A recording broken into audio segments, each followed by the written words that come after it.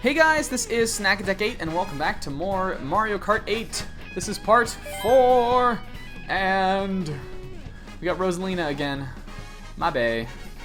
Anyway, we're going back in after last episode's just mortifying loss. Second place, really? We're back to get some revenge and we're gonna do it with Dong. We're gonna do it with Donkey Kong.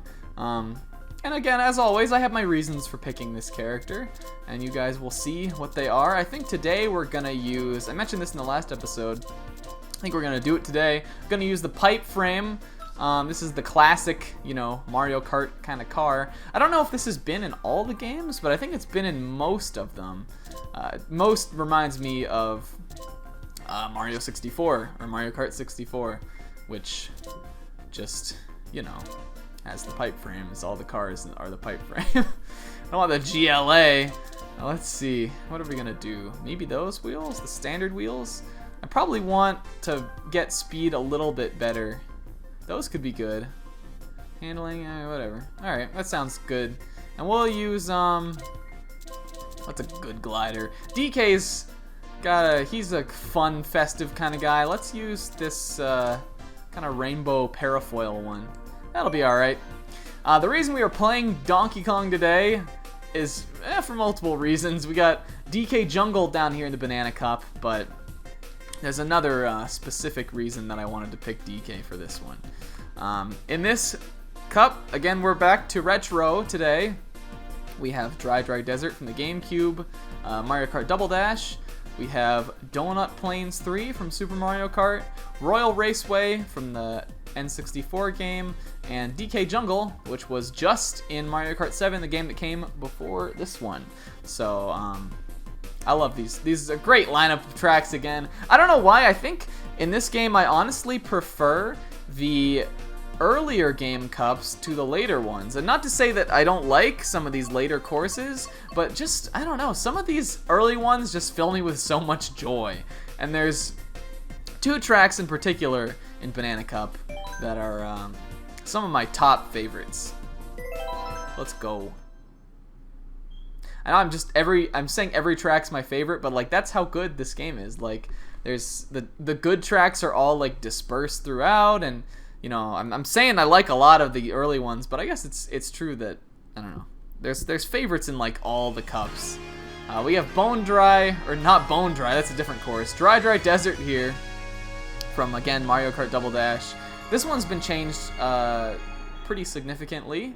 We'll see that as it goes. I always liked this course in Double Dash. I know a lot of people I've talked to said it's not one of their favorites, but it always was fun to me. And now we got Mr. Donkey here, our heavyweight guy. He's our first heavyweight racer. The racers all do have different weight classes, and what it affects is their starting stats. Come on, get me out of here. What it affects is like how high their different stats can get. The carts influence most of the stat differences, but like DK is not going to have as good acceleration as like Toad or one of the baby characters or something like that. It's just not going to be. The big difference from Dry Desert from the original version is that it has this little oasis area, which is not something that was in the original version. Originally it was all desert, and there was like a weird little spiny part where you kind of had to dodge. I think you had to dodge these whirlwinds or something, is that right? And they've changed that to the little underwater oasis to, give a little more usage to the underwater thing from Mario Kart 7. But we still have Pokies, not Spinies. Still got Pokies to dodge. Still got some dunes. There's a red shell billboard. Sunshine parts. We still have this cool twister thing, which I always thought was an interesting touch.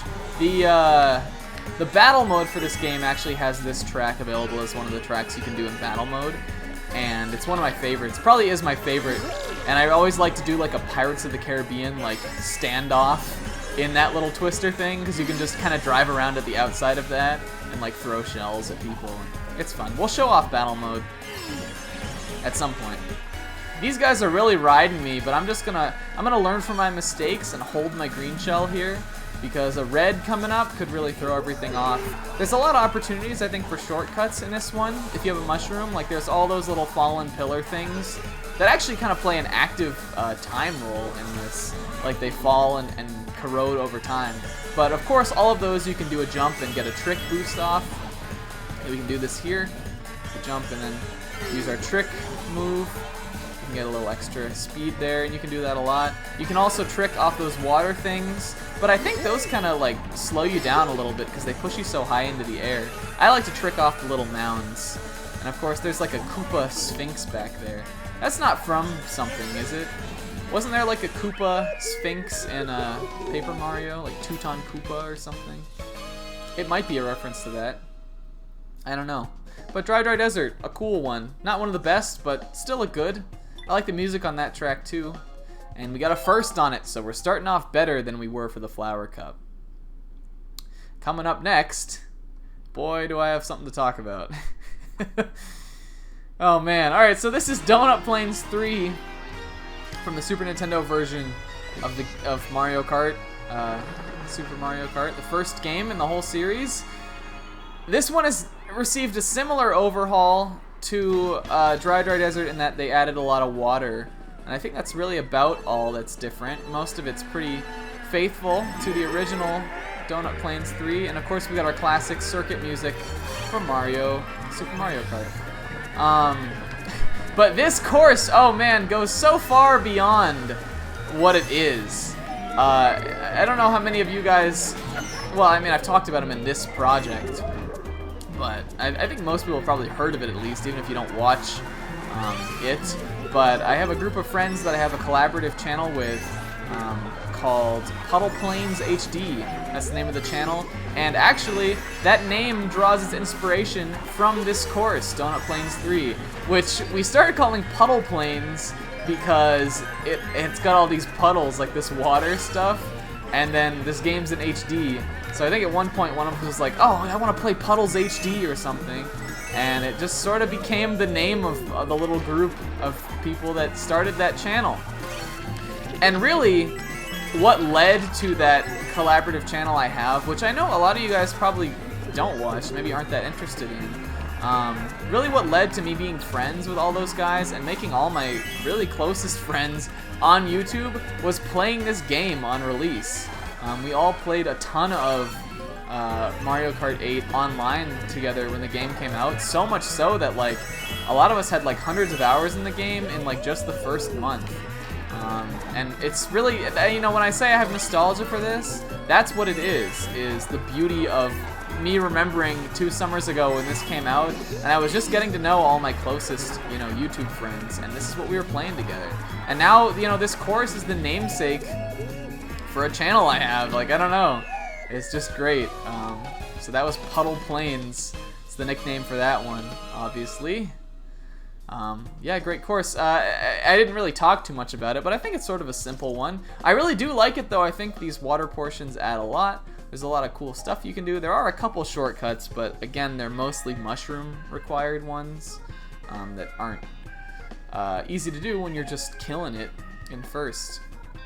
But yeah, there was Puddle Plains, and the big reason I picked Donkey Kong for this cup is because he's our little mascot, our little logo. We use like a picture of Donkey Kong for it, so of course he's gonna race on this track. And I think that actually brings me to the question I want to ask today, which is, what's your favorite memory of playing Mario Kart with other people?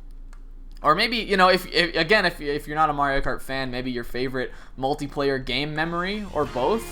Leave comments about that stuff.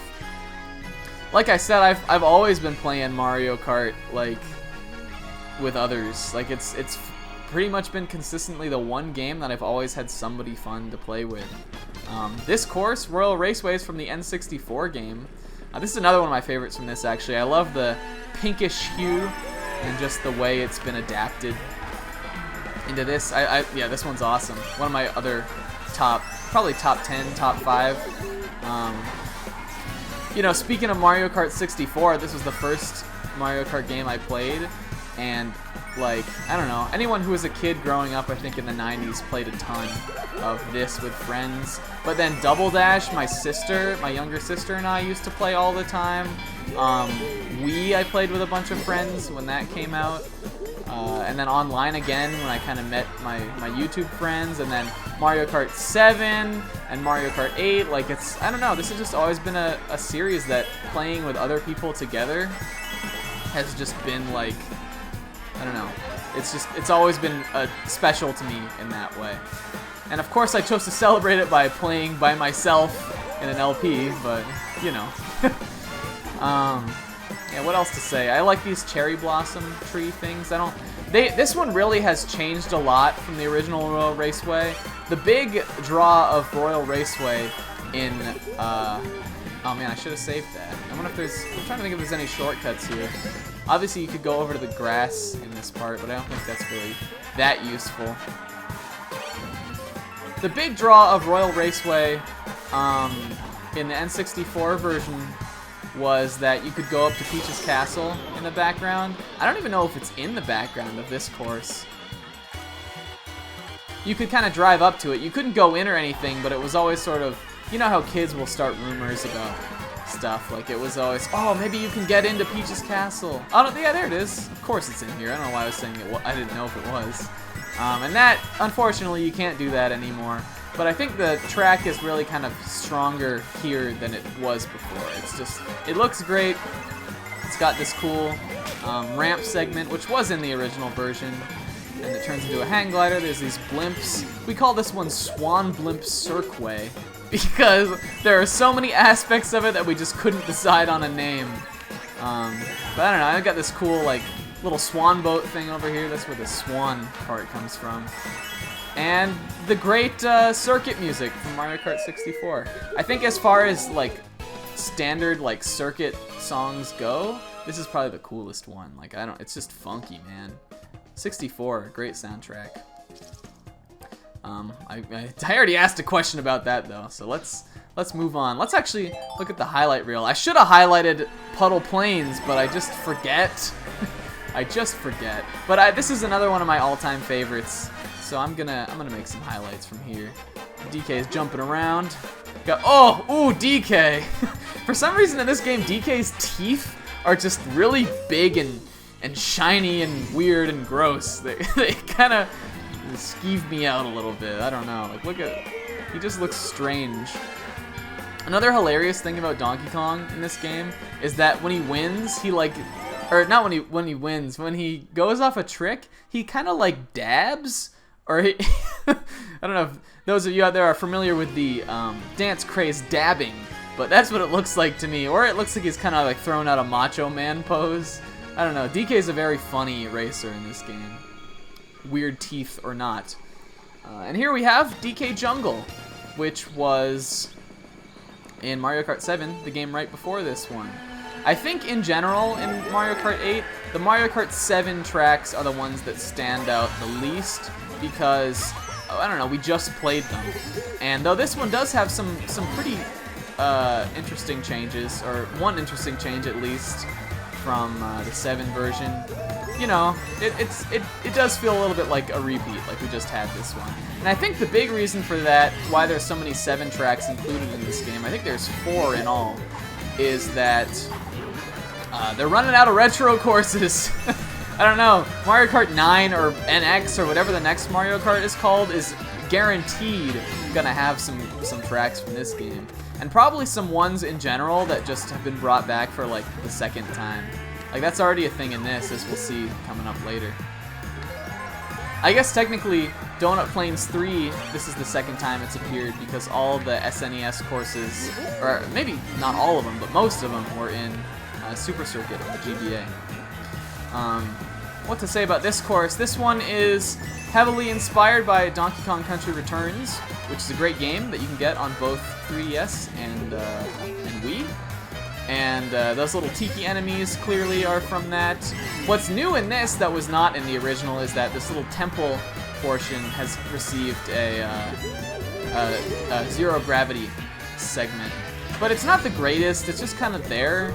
Like I think it's, I I don't know. I don't think the zero gravity is that noticeable here. But I do like that little golden temple zone.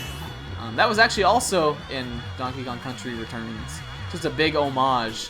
I think the big reason for that is that the developer that made Mario Kart 7, which is Retro Studios, they also made Metroid Prime, the greatest game of all time. They also made Donkey Kong Country Returns, so I think they were like, let's throw our game into Mario Kart 7. But it's a cool course. We call this one DK Jungable, and that's kind of hard to explain. There was a course in Mario Kart 7 that I think was from DS. I can't remember. It's called DK Pass, and that course is not that great. So my friends and I started calling that one DK Passable. And then we were looking for a name for this, and someone was like, why don't we just call it DK Jungable? And that became the name. I don't know. Again, I'm dumb, and the company I keep is dumb as well. But there's DK Jungable. I hope that these little anecdotes about the nicknames that I have for these courses are not like alienating people. I think these are the kind of things I would want to hear about if I was watching a Mario Kart Let's Play. I don't know, it's just fun stuff. But that was that course. Another thing I didn't get to mention there that I do like is that DK Jungle has a cool remix of the Donkey Kong Country Jungle Japes, or Jungle Hijinks, whatever you want to call it, that theme. It's good. I like it. That's a nice course. Not one of my all-time favorites, but a high-up one, for sure. And there's the Banana Cup. Man, see, I told you. We're back on top. All we needed was a little ape boost. All we needed was some DK. There, see that? You can see the dab. There it is. Hit the dab, baby! All we needed was a little dong boost. And we're back on top. Back on top with another gold and another 3 stars. This time we got the banana on top of the barrel, just like Donkey Kong throws. So, I mean, I knew what I was doing. I picked the right cup. There's the Banana Cup. Again, another great one. So that's going to be it for today's episode. The question of the day, again, was your favorite multiplayer Mario Kart memory, or just your favorite multiplayer memory in general. Let me know what that is. I'll be eager to see it. And I will see you guys again in the next video. Till then, I've been SnackTech8. Later!